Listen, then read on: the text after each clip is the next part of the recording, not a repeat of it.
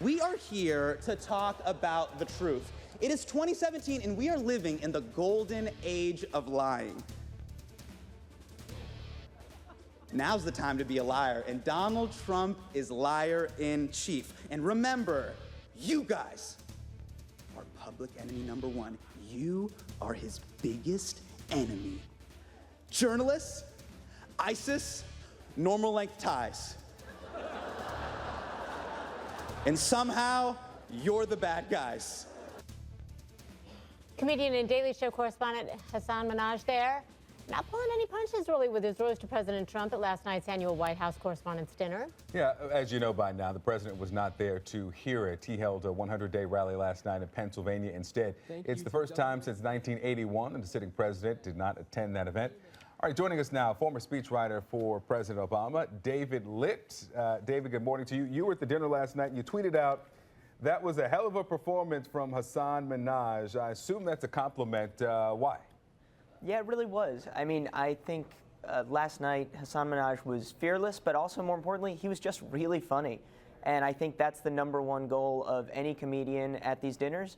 You have to have good material and deliver it well. And he did, but he also spoke about how he felt, and he took some real shots. He didn't hold any punches back. Did you get the sense that people were disappointed that President Trump himself was not there?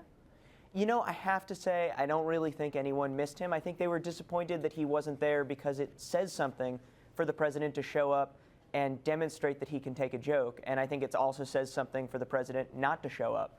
I don't think anybody thought, oh man, if President Trump was here, he'd be delivering hilarious jokes right now. That's not really his track record.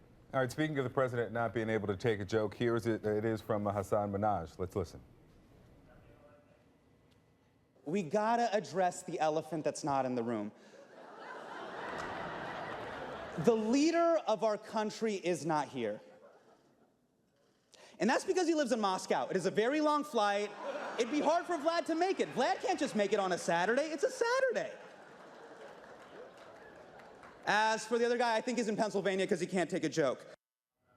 So, do you imagine, I mean, you were the joke guy for President Obama. I hope joke guy isn't too dismissive, but you were the comic writer, the comedy writer.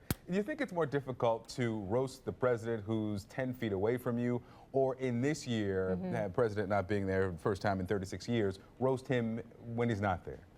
Well, I think it is generally easier to roast this president because at the moment his slate of accomplishments is pretty thin and his slate of controversies is very long. And I think that's something you saw last night. In that sense, it's an easier job. I think that in some ways it's easier to roast the president when he's there because it's part of this tradition. It was a brave decision to go after President Trump and tell the jokes he wanted to tell without worrying about how it's going to look. He's saying, you know what, this is what I want to do, this is my moment, and I'm going to do the kind of comedy I believe in. As a speechwriter, as a comedy writer, as Victor pointed out, you had to have, were you not, sitting in the audience listening to some of this, thinking of some of the things you might have written for this moment. Do you have any of those, and would you share them with us? No, I will tell you, this was a great year for me to be watching because I had nothing at stake other than getting to enjoy the open bar beforehand. So I was very much enjoying being totally just an onlooker. But you didn't have anything going through your head that you thought you would have used had it been under your employment to do so this year.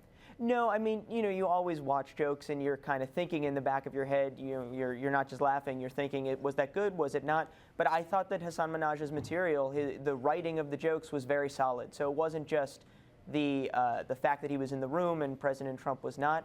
He went out with really good material and he delivered good stuff. So I certainly didn't find myself thinking, man, you know, I should have had a hand in that. I thought his writers did great and he did great. All right, the president has said that he hopes to attend next year. We'll see if that happens. David Litt, thanks so much for being with us. Thanks, Thanks David. for having me. Sure.